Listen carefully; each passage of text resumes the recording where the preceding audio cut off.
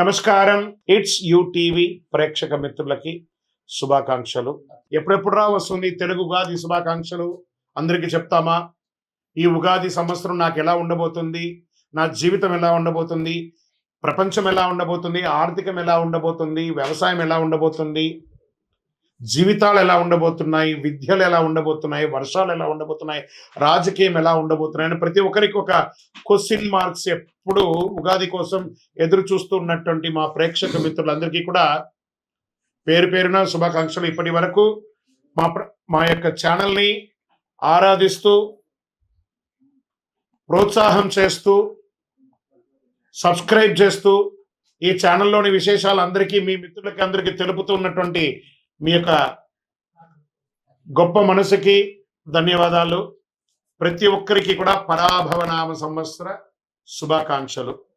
శ్రీ పరాభవనామ సంవత్సరం సింహరాశి మిత్రులకి ఎలా ఉంది చూద్దాం. మిత్రులారా, మీకు శుభాకాంక్షలు.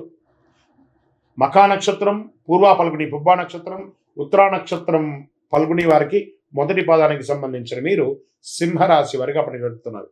సింహరాశి వారికి అష్టమ శని నడుస్తుంది. నాలిక మీద శని ఉంది. కాస్త మీరు ఒక మెట్టు తగ్గి ఉంటే బాగుంటుంది. మిగతా గ్రహాలు అనుకూలంగా ఉన్న శని నాలిక మీద కూర్చుంటున్నాడు, కొంచెం ఇబ్బంది పెడుతున్నాడు, జాగ్రత్త. అందులోనూ మొన్నటి గ్రహణం 3వ తారీఖున జరిగినటువంటి యొక్క గ్రహణం ఉబ్బా నక్షత్రం మీదే వచ్చింది. కాబట్టి కొంచెం ఈ సంవత్సరం జాగ్రత్తగా, అందులోనూ మొదటి 90 రోజులు జాగ్రత్త. పరాభవనం సంవత్సరం సింహరాశి వారికి పట్టుదల, నాయకత్వం, కీర్తి తీసుకొచ్చే సంవత్సరం. కొన్ని సవాళ్ళు వచ్చినా ధైర్యంగా ఎదురు చూసుకుంటారు. పోస్ట్ ఆగస్టు మీకు చాలా బాగుంటుంది. ఇంకా శని భగవానుడు ఈ సంవత్సరం శని మీనరాశిలో 8వ స్థానంలో, అందుకే అష్టమ శని అని చెప్పి చెప్పబడింది, సంచరిస్తున్నారు. పనుల్లో ఆలస్యం, అనుకోని ఖర్చులు, ఓర్పు వ్యవహరించాలి. ఇది అష్టమ శని ప్రభావం కాబట్టి జాగ్రత్తగా ఉండాలి అని చెప్పారు. గురు భగవానుడు ఎలా ఉన్నాడంటే, ప్రారంభంలో గురుడు 11వ ఇంట్లో ఉన్న జూన్ 2, 2026 గురు 12వ ఇంటికి, అక్టోబర్ 31 గురు జన్మరాశికి సింహంలోకి వస్తున్నారు. జనవరి 25, 2027 తిరిగి 12వ ఇంటికి కలుస్తున్నారు అనమాట. దీనివల్ల గురు భగవానుడు బాగున్నాడని ఇంతకుముందే చెప్పాను.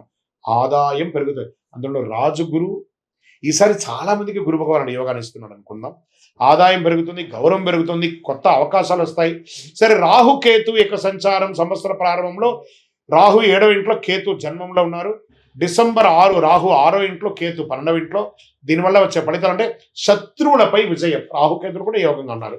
ఆరోగ్యం మెరుగుపడుతుంది, సమస్యల పరిష్కారం అవుతుంది. ఎప్పుడో ఒక శస్త్రచికిత్స అయినటువంటి వాళ్ళకి కూడా ఉపశమనం జరుగుతుంది అంటారు. ఎన్నో రోజులుగా ఆడవాళ్ళు పీసీఓడి కానీ గైనికి వెళ్ళినట్టుగా డిస్టర్బ్ అయిన వాళ్ళకి అందరికీ కూడా క్లియర్ అయిపోయి ఆరోగ్యవంతులుగా ఉంటారని కూడా చెప్పచ్చు. ఈ సంవత్సరం ఆర్థికంగా ఎలా ఉంటుంది అని అంటే, సంవత్సర ప్రారంభంలో మంచి ఆదాయం, మధ్యలో ఖర్చు వస్తుంది, చివరికి చాలా స్థిరత్వం ఉండి వ్యాపారంలోనూ లేదా అన్ని రకాల వర్గంలోనూ ఆర్థికంగా లోటు లేకుండా ఉంటుంది. ఎందుకంటే శుభ కార్యక్రమాలకి ఖర్చు పెట్టే అవకాశాలు ఈ సంవత్సరం చాలా చాలా ఎక్కువ ఉంది. అది వివాహానికి ఉండొచ్చు, గృహప్రవేశానికి ఉండొచ్చు, సంతాన విషయంలో ఉండొచ్చు. అవకాశాలు బాగా ఉన్నాయి. వ్యాపారం కూడా అద్భుతంగా జరుగుతుంది. ఒక్కొక్కసారి ప్యానిక్ అవుతారు, ప్యానిక్ అవ్వకండి. ఈ సంవత్సరం బాగా ఉంది. ఈ సంవత్సరంలో ఉద్యోగంలో బాధ్యతలు పెరుగుతాయి, పదోన్నతి వచ్చే అవకాశాలు ఉన్నాయి, నాయకత్వం వచ్చే అవకాశాలు బాగా ఉన్నాయి. మంచి అప్రిషియేషన్స్, మీకు మంచి మంచి ఇది వచ్చింది.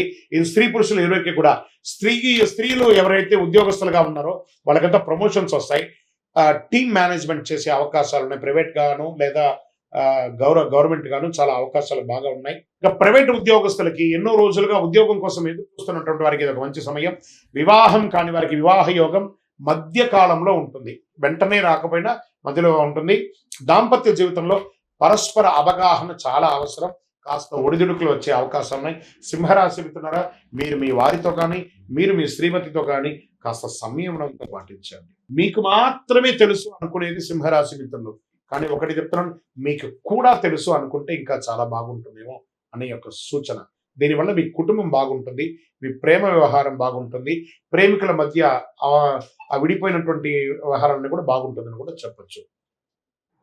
ఇంకా ఆరోగ్యం పట్ల నరాల బలహీనత, వెన్ను నొప్పి, విశ్రాంతి అవసరం కాబట్టి ఒక డాక్టర్ని చూపించుకోండి. గైనిక్ రిలేటెడ్గా ఆడవాళ్ళకి కూడా చెక్ చేసుకోండి. ఇంకా వ్యవసాయదారులకు ఇది ఒక అద్భుతమైనటువంటి సమయం అని కూడా చెప్పచ్చు. ఇక్కడ సర్వీస్ సెక్టార్లో ఉన్న వాళ్ళకి డాక్టర్స్, ఇంజనీర్స్ అని కూడా చెప్పచ్చు. డిపార్ట్మెంట్స్, పోలీస్ డిపార్ట్మెంట్స్ కానీ, డిఫెన్స్ కానీ, ఇలాంటి వాళ్ళు, బ్యాంకింగ్ సెక్టార్ వాళ్ళకి ఇది ఒక మంచి సమయం అని కూడా చెప్పవచ్చు. ఇది బాగా ఉంటుంది. ఇంకా ఈ కామర్స్లో ఉన్న వాళ్ళకి ఇది ఒక మంచి సమయం. ఈ సమయంలోనే ఎక్కువ తిరుగుతూ ఉంటారు కాబట్టి వాహనం నడిపేటప్పుడు జాగ్రత్తగా ఉండాలి. ఇంకా ప్రయాణాల ఆధ్యాత్మికమైనటువంటి యాత్రలు చేసే అవకాశాలు ఉన్నాయి. వృత్తిపరమైనటువంటి యాత్రలు చేసేటవి ఉన్నాయి. ఆ సమయంలో మీ యొక్క విలువైనటువంటి వస్తువులు జాగ్రత్త, అది మిస్ప్లేస్ అవ్వకుండా చూసుకోండి. తర్వాత నక్షత్ర ప్రకారంగా ఏ నక్షత్రం వారికి సింహరాశిలో ఎలా ఉంటారనేది కూడా చూద్దాము. మఖా నక్షత్రం గౌరవం పెరుగుతుంది, ఉద్యోగంలో పురోగతి, నాయకత్వ లక్షణం. ఇందులో రాజకీయ నాయకులు ఎవరైనా ఉంటే కూడా చాలా అద్భుతంగా ఉంటారని చెప్పచ్చు. పుబ్బా నక్షత్రం పూర్వ పల్గుని, ధనలాభం, కుటుంబంలో సంతోషం, శుభ కార్యక్రమాలు పెరిగే అవకాశాలు ఉన్నాయి. ఉత్తరా పల్గుని నక్షత్రం మొదటి పాదంలో ఉన్న వాళ్ళకి కొత్త అవకాశాలు, పదవి ప్రభావం పెరుగుతుంది. సమాజంలో పెరిగే వారికి కొంచెం అనుకూలమైనటువంటి ఫలితాలు పొందే అవకాశాలు ఉన్నాయి. అదృష్ట సంఖ్య ఈ సంవత్సరం ఏదైనా ఉందంటే 1, 3, 9. అదృష్టమైనటువంటి రోజులు ఆదివారం, మంగళవారం. అదృష్ట రంగులు కేసరి మరియు బంగారు రంగం వారు. ఈ సంవత్సరం పరిహారం ఏమైనా ఉందంటే ఆదివారం రోజు సూర్యారాధన చేయాలి. బాగా గుర్తుపెట్టుకోండి. ఆరోగ్యానికి సంబంధించినటువంటి భాస్కరుడిని ప్రార్థించాలి. ఆదిత్య హృదయం ప్రార్థన చేయండి. సూర్యుడికి అర్ఘ్యం నీళ్లు వదలండి. తులసికి నీళ్లు వేయండి. ఎర్రని పుష్పంతో అర్చన చెయ్యండి. గో పూజ చేయండి. గోవులకి ఆకుకూరలు, పండ్లు ఇవన్నీ కూడా పెట్టండి. మీ ఇంకను సకల దోషాలు తొలగి ఆనందంగా సంతోషంగా ఉండడానికి మీ యొక్క ఇష్ట దైవం, మీ కులదైవం దేవాలయానికి వెళ్ళి ఒక మట్టి మూకుడు తీసుకొని అందులో మీ వయస్సు ఎంత ఉందో అన్ని ఒత్తులు వేయండి, చుట్టూ వేయండి. అందులో ఆవు నెయ్యి, కొబ్బరి నూనె, ఆవ నూనె, ఇప్ప నూనె, నువ్వుల నూనె ఇవన్నీ కూడా వేసి మిశ్రమం చేసి ఆ దీపాన్ని వెలిగించండి. దీనివల్ల ఆరోగ్యం బాగుంటుంది, గ్రహ దోషం తొలగుతుంది, శనిగ్రహ దోషం తొలగుతుంది.